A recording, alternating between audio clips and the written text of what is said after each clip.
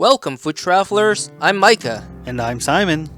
We are back in Washington, and today we're headed over to the east side, over to Woodinville. Yeah, Micah, Woodinville is northeast of Seattle. A pretty short drive, I would say about 15 to 20 minutes. And one of the places we're actually visiting is a restaurant that's called the Hollywood Tavern, and it's actually next door to this place called Woodinville Whiskey Company, which is this home-made whiskey brand over here in Washington. Yeah, Simon, this place is one of our favorites. We actually come here quite often to Hollywood Tavern, and as you can see here, there's quite a bit of outdoor seating. It's a great place, especially in the fall, winter time, and when they light up the fire, so it's really cozy and warm out here.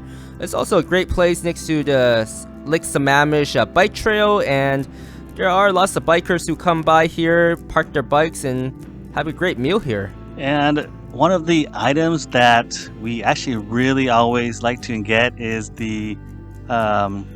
it's the Nutella milkshake, and it actually has the whiskey that is made next door included into the milkshake. Yeah, I think they make it with like a shot, like a full shot of whiskey in there, and there's quite a bit of Nutella too. They have other flavors. I think the seasonal one is the banana split, but personally, I really like this Nutella whiskey milkshake flavor. I think it's the best one. Yeah, I agree with you, Micah. It's you really do taste the whiskey. It's not something where it's just this light amount and you barely taste it, and it just feels like it really complements the hazelnut chocolate flavor of the Nutella. They do call the milkshake a nutty cow, so it's something that I always order. I've tried the other ones, but this one's just my favorite, so I always get that one. Yeah, now starting off here, what did we order, Simon? This was the appetizer we ordered. It's a charred Brussels sprouts. It's actually made with crispy pork belly. The whiskey maple syrup is included with it, and it also has chili flakes.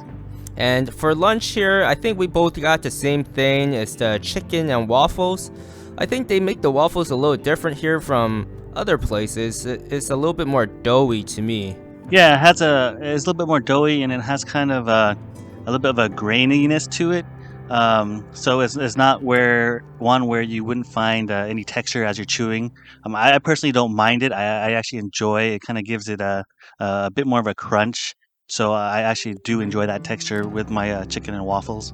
Yeah, and for this chicken and waffles, I think they seasoned it pretty well with whatever they use in house, but it's definitely not like too salty or anything like that. It does have a nice crisp to it.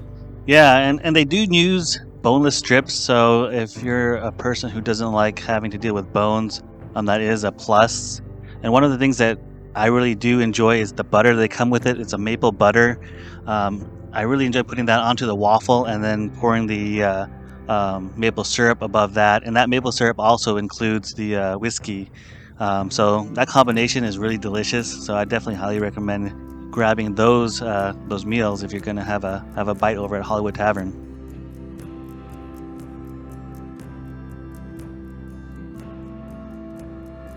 After we had our brunch over at the Hollywood Tavern, for dinner we actually headed east over to the Snoqualmie Falls area. We were actually going to a very popular restaurant called Salish Lodge, and it's actually right at the mouth of the Snoqualmie Falls. Yeah, Simon, Salish Lodge is a very popular place, and if you've never been to Snoqualmie Falls, this is definitely a tourist attraction, and you should definitely give this place a visit, especially in the fall time and winter time. When it rains a lot here, this falls does fill up quite a bit. So it's pretty magnificent to watch it. Definitely recommend this. Yeah, it's a very beautiful spot.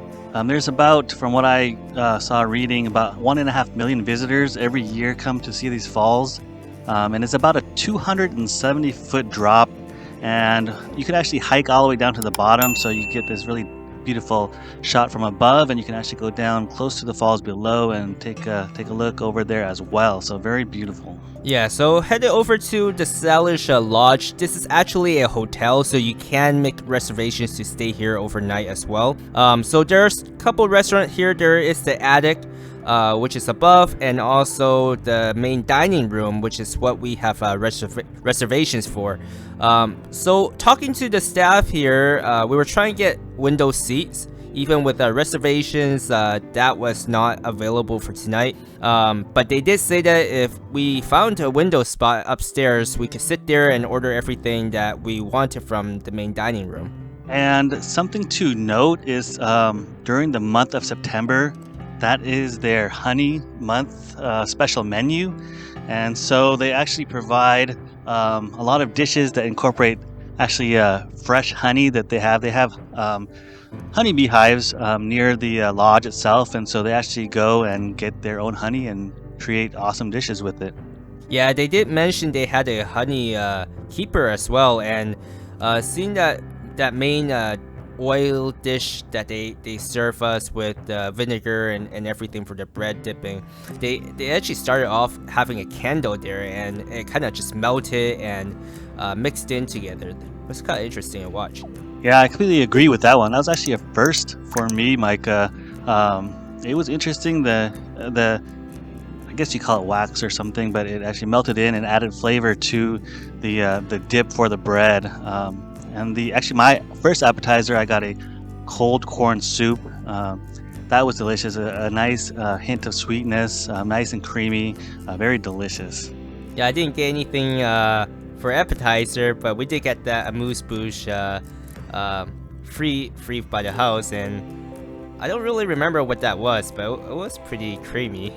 It was a great start, and it was something nice that the restaurant offered. For our entrees, as Mike and I usually do, we ended up getting the same dish because we do both really enjoy duck. So we ended up getting the roasted duck breast, and that actually comes with beluga lentils, chanterelle, carrots, and a huckleberry agrodolce. I think they made this one pretty good. I remember back when we first started, we had a video where we visited Whidbey Island, and we also ordered this duck. I remember during the dinner time, Simon was asking me, "Oh, which one do I like more?" I personally, I did like the Whidbey Island one more, but this one is cooked really, really well. So definitely worth a try as well. Yeah, and if you want to see that episode where we visited Whidbey Island, check the description box below, and you'll have a link for that. But yeah, I did enjoy this duck as well. The one thing that I did notice that was kind of different was the skin over in the Whidbey Island restaurant. It was really nice and crispy. This one did not have a crispy skin, but the duck itself was nice and tender. And the huckleberry agrodolce sauce, it was very delicious. It had a beautiful kind of sweet and tart flavor to the savoriness of the duck, so that balanced it out really, really well. Really, really delicious, and I really enjoyed the dish. Yeah, and for dessert, we always had to get dessert, right? So we got this fig honey cheesecake, right? Yeah, this is honey roasted fig cheesecake, and during the time we went, black figs are in season, so definitely something to think about when you're eating at a restaurant is looking for something that's in season. And this was really a great cheesecake, probably one of the best cheesecakes I've had. I don't know about you, Micah, but I really enjoyed this one. Yeah, I enjoyed it. I would say it's up there. It's not one of the best, but it's definitely up there in my list of cheesecake. I think the figs that they chose and picked up for this was so ripe and so sweet. I can't ask for a better pairing for a cheesecake, right? Especially right now in this type of season. Yeah, the cheesecake itself, it comes with a white chocolate. It's a white chocolate cheesecake. There's a graham cracker crust, and the figs, they're actually coated with honey, so it's honey roasted. And then there's a pistachio crumble that comes with it, and that adds a nice crunch to the sweetness too. Great texture combination. Yeah, and as you can see here, kind of in the background, it was pretty dark, so even if we got that window seat, you probably couldn't see the falls. So if you do come here, make sure you make a reservation earlier in the night, or earlier in the day. And if you did want that sunset viewing, make sure you get the reservation right at that time if possible. Yeah, and definitely do make a reservation. This place does fill up pretty quickly. The night we actually went, there was also a wedding party, and so there was quite a bit of guests who also booked reservations over the weekend because they, wanted a place to have dinner and they were staying at the hotel. So definitely something to think about. And to wrap up the episode are our notables, and for this first notable is the Nutella whiskey milkshake, also known as the Nutty Cow.